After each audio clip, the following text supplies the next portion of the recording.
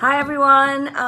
So I watched the last two videos that I made and decided that there was really room for improvement. I took off all the chip nail polish, put on a little bit of makeup, brushed my hair so that it doesn't really look like there's a bag lady on YouTube trying to teach you how to make a book out of, I don't know, recycled fast food bags or something. So hopefully now this video is not going to crack your screens and you're going to be able to concentrate on what I'm doing instead of how awful I look. So what we're going to be doing today is these inserts, the dividers.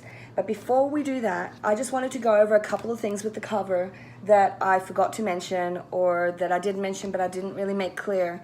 So I wanted to show you, this is how the cover looks, front and the inside, and back and the inside. And what I've done is, I don't know if you can see this on the camera, I think you can see the white edge there.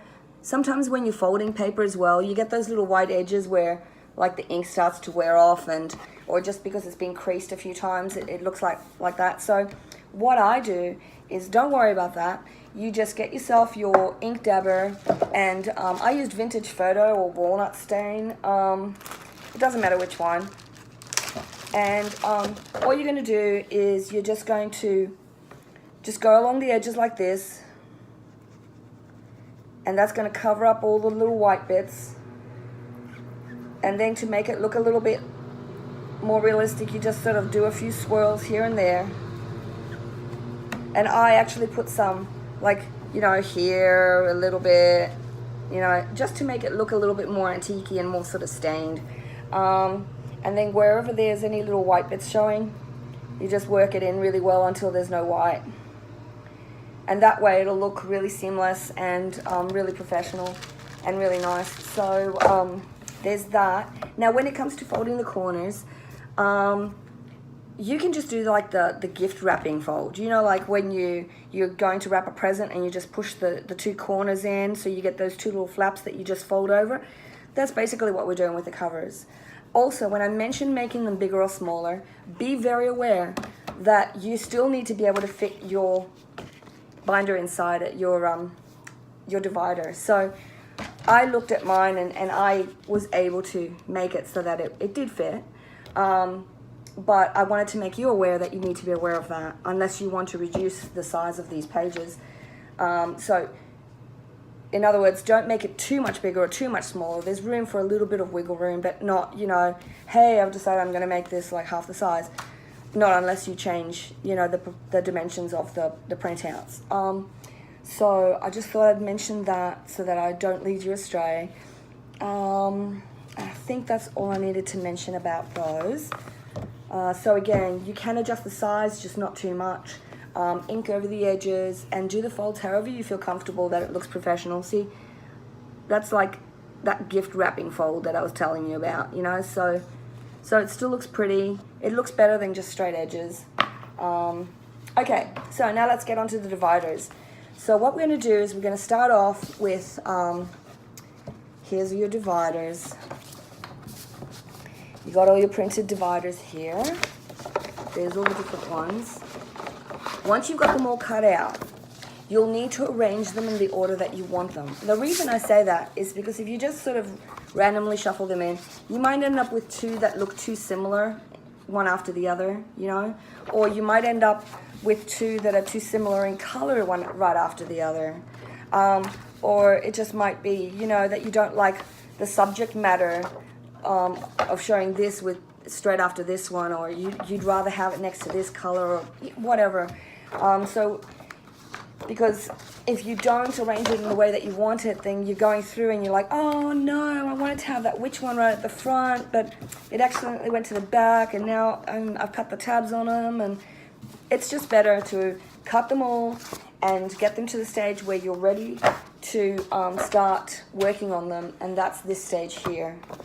Okay, so you just get them all cut. I score them, fold them in half, and get them all to this point. See, there's all the tabs with the little white bits in between. Don't worry about that. And this is the point that I like to get them to. Now, if you're printing yours double-sided, you will have selected a different paper one of the paper styles that we've got, to back the back of this. Like there's 12 of them, so you can choose a different one for each one, or you can do the same one for each one, it doesn't matter. But if you haven't been able to do it double-sided, then you're gonna have to line them, or well, you don't have to, I mean, you can ink it or do whatever you like, but all you need to do to line them is get yourself your paper and make sure it's scored in the middle. Now you can do this one of two ways. You can either glue this straight on to your signature, but I don't recommend doing it that way. And the reason why is because sometimes the centers won't match up on both sides perfectly or whatever. So the way that I do it is I get my paper and I score it, and I just use my paper trimmer for this. And instead of using the knife, I use this handy little gadget I got on Amazon. I think there was like 4 different ones in a pack for $2 or something, and they all did different things. And this one's just a little scoring wheel, and so you line it up and you just run it in the groove, and then do the same thing for your signature, for your divider page.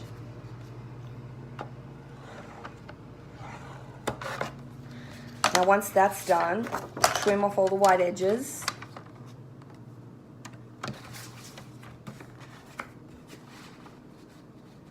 I like to start with the short ends because I can see where the line is better to line it up top and bottom, so I'm not cutting too unevenly. There we go. Once you got that started, at least you have one end where you can like reliably tell where it is. These are factors when you get older. You can't see as well as you used to. All right, here we go.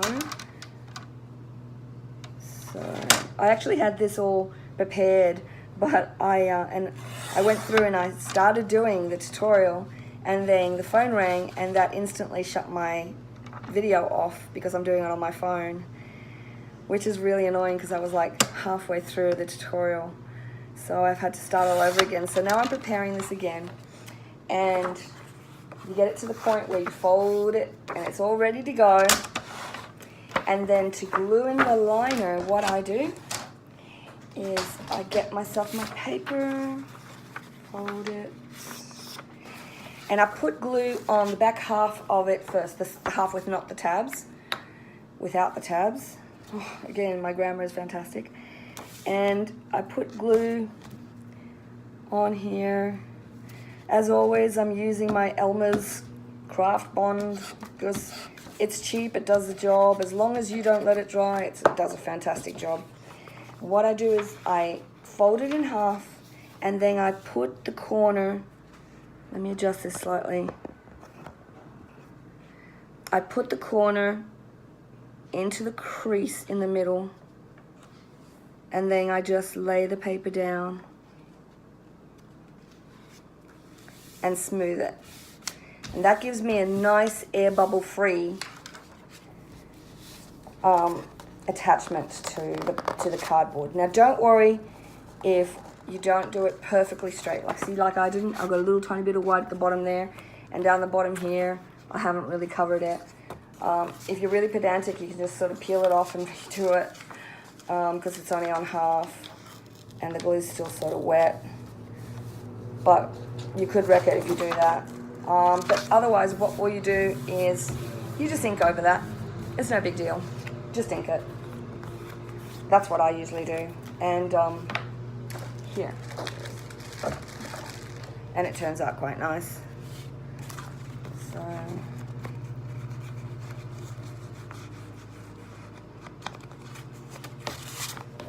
and if it's really bugging you because there's too much of an edge, just trim a little bit off. It's really not going to affect anything. There we go. And now I'm noticing that this paper that I used is actually a little bit bigger than the last sheet that I used. And I'm thinking what I've done is I've used one of the book covers, one of the book liners instead of the divider liners. But you know what, it doesn't really matter because you can even use the papers. if you wanted on the inside. It's very flexible. You can use the liners, the cover liners, the divider liners, the papers, whatever you want to use, whatever makes you happy, whatever you think looks visually nice that you want to make your own look with, that's what you should use. If you want to just ink them or spray them with that, what's it called? Tim Holtz spray stain. Yeah, it's a bit of a tongue twister. I'll show you the bottle here in a minute. So because I pulled it off, it started to separate a little. There we go. Put some more glue on. All good. Okay. So on the other side, we're going to do the exact same thing. Just going to put the glue about an inch in from the edge because that's where the tabs are. And you don't want to unnecessarily stick it onto the tabs. I mean, it doesn't matter if you do because you're cutting them off anyway. There we go. And then at this point, you just fold it shut and smooth it. And that will, again, not only get rid of air bubbles, but this is the best way to do it, to be able to get it so that when you fold it, it's not going to buckle in the middle.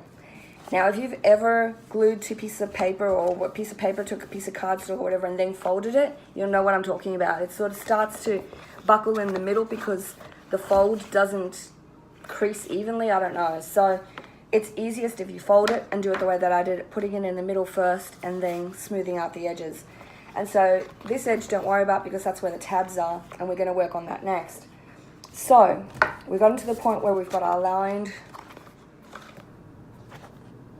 divider cover, and you've decided that this one is going to be your first signature because it is actually in my book. So you've decided that this is going to be the first one, and so that's going to have the top tab.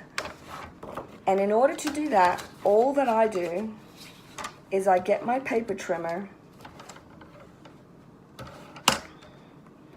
I line it up like I'm going to cut the edges off, and then I run it from the bottom up to the second tab, and I'll show you here in a second. Do you see that? Okay, now those two bottom ones that I just cut, they go off. And I reserve them to use them for other things. Now, actually what I should have done is cut it right all the way up to the first tab. And here's why. I'll show you in a second. Line it up nicely. Okay. So you run it up to the crease between the first and the second there.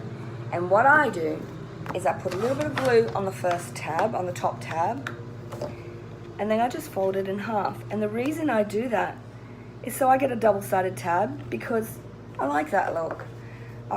In my book, I don't want a white tab showing, so I actually just line it up and fold it like that. And see, now I've got a double-sided tab. And so it's really handy having all those tabs like that.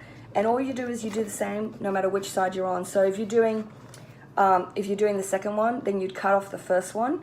You'd cut off the third and, you'd cut off the fourth one. And then the third one, you'd cut up to the second join and fold it up. Does that make sense?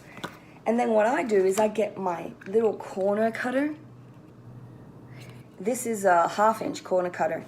And I line it up with, see the little white edge?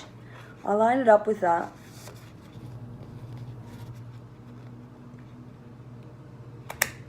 And I trim it. And there I get a nice little round edge on both sides. See? And I do the same thing on the other side. And I do that for all my signatures. And it turns out looking really nice. All right, so once we've done that, now we're getting to the point where you would ink the edges. And I'm not going to do it all because, you know, you guys know how to ink, surely. I'm sure you do. But I'm just going to grab a piece of scrap paper here so I'm not messing up my... Oh, actually, the back of one of these is perfect. There we go. And you just go along and you ink it and you rub it. And actually what I like to do is, and I'm glad I remembered to show you that, because I did this to all my whole book. Let me find it.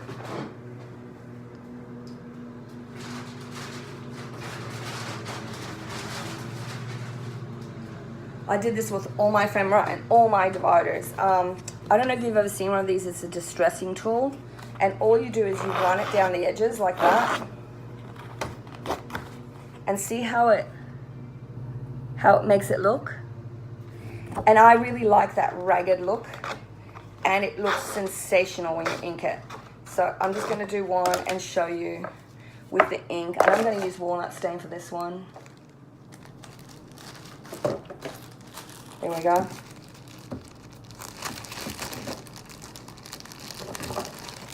Oh no, here's that spray I was going to show you earlier. This is the Tim Holtz Distress Spray Stain. Try saying that 3 times fast. So I've got it in the vintage photo, walnut stain, and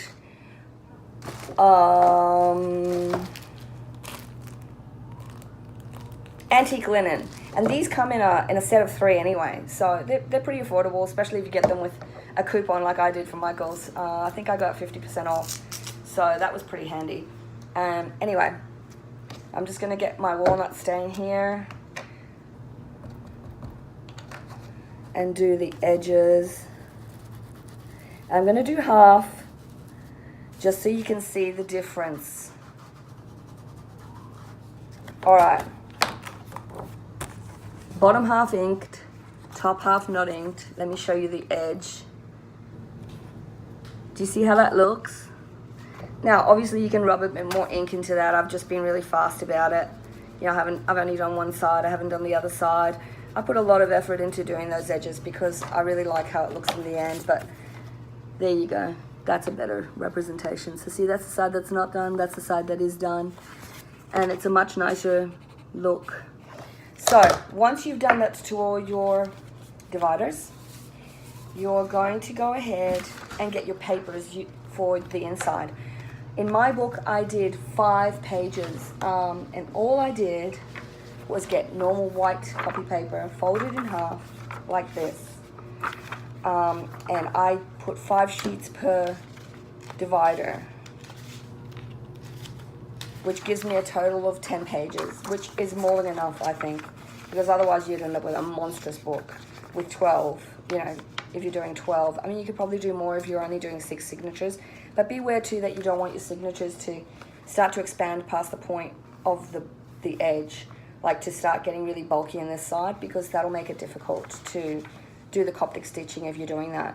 Now, what I do with these is I do them 2 pages at a time, and I use my metal ruler, and I use them folded in half. Now, on this long edge, I just put the metal ruler down and a 1/2 inch in, and I tear roughly using the edge of the ruler.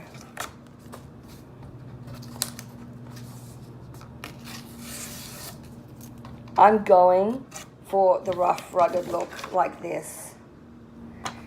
And then on the shorter edges, you tear off as little as you possibly can. It's easier to do that when they're open.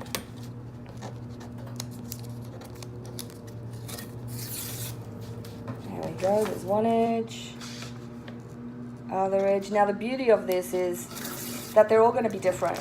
And so when you put them together, each set of 2, they look totally different. And what I do is, obviously, at this point, I spread them all apart and I distress them. And the way I do that is, I'm going to show you.